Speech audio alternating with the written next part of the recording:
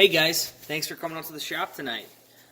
Tonight I'm just going to go over a quick video telling you guys what I experienced with the Pittsburgh Harbor Freight socket rail kits.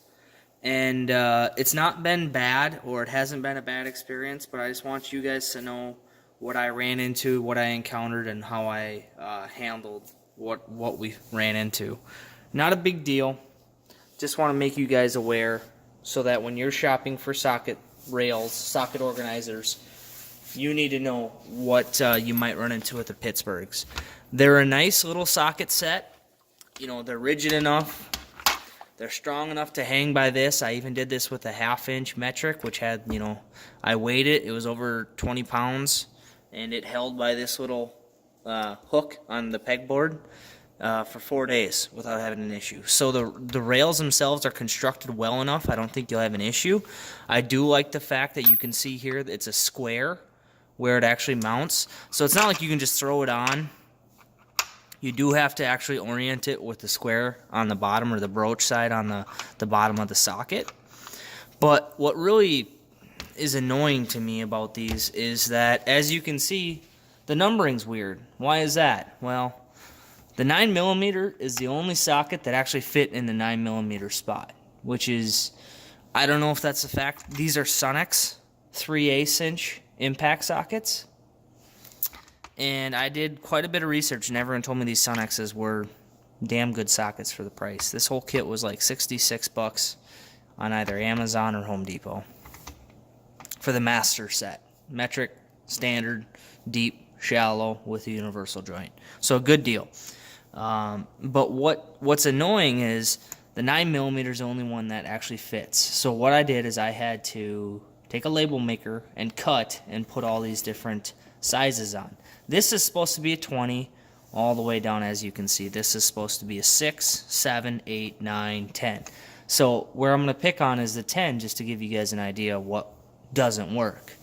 I don't know if it's these sockets, but Pittsburgh, the rails, do not have enough clearance to fit the 9 next to the 10. I can shove this one in, the 10, where the 10's supposed to be, but then you go and try to fit the 11 on.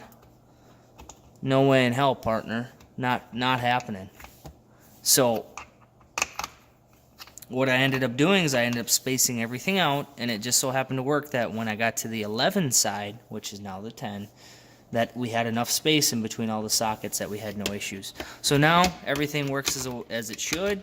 I'm happy with them. I like the fact that they keep them organized, so when you are putting the socket back on, you can put the size towards you, and it's always going to be the same.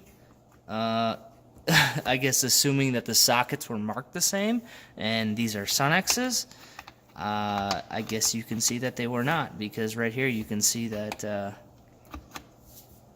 they're not marked the same, which is shame on them. I mean, with today's technology, with vision system on laser equipment nowadays, you should easily be able to reference off of this location, position a certain distance, and make the mark. Sonex, I hope you're listening. That's not what this video is about. I like the sockets. I've used them just a few times on one brake job. But the video, what we're going over here, is the rails. So if you guys have the Sonex sockets, or you want the Sonex sockets, be aware the Pittsburgh 3/8-inch metric rail will need some adjusting. Simple enough to do with a label maker. Let me show you what else I have.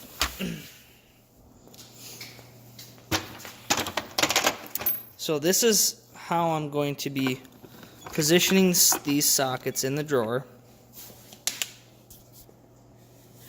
And the weird thing is, guys, okay, so here's my metrics, and I'm putting them at an angle so that when I approach the drawer, I can read them. That's one thing I wanted the Hansons for, is because the Hansons, they have that post coming through at that 45 where the actual mark is labeled, which would be easier to read from a vertical position.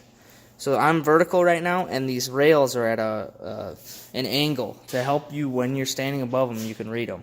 Just keep that in mind when you're picking out rails. The SAE size, 3/8 had no issues. Everything fit great. As you can see, there's good space in between all the sockets. The last one got a little tight, but you can still see there's plenty of compliance there to get out either side or either size without having an issue. No issue there. Same goes with the 1/2" SAE. No issues. Plenty of room in between each socket to get whichever size you need out. All of my deep 1/2" are all Napa. My 1/2" SAE, these were Pittsburgh, or I'm sorry, Ingersoll Rand. I got these on a smoking deal on Amazon. And these are Tectons in the metric 1/2". So I have a couple different brands going on. Napa, Tecton, Ingersoll Rand, Sunex, and these are the Harbor Freight just axle wheel nut kit. But we had no issues with any of the other sockets besides the metric 3/8. So just keep that in mind, guys. Not trying to scare you off, just want you to be aware. The 1/2" metrics were fine. I had to make some adjustments here just because I had some open spacings and I wanted to take advantage of all the extra space. So 27 was the only last matching size. I was hoping to get both sizes because the Tecton goes up to a 32, but we ran out of room, so this is just going to sit here. Not a big deal to me. But I just wanted you guys to see this. This is my review of the Pittsburgh Harbor Freight socket set rails. And just to show you guys, I'm going to set this up so you can see these things are strong enough if you do want to hang them on pegboard that they will take it.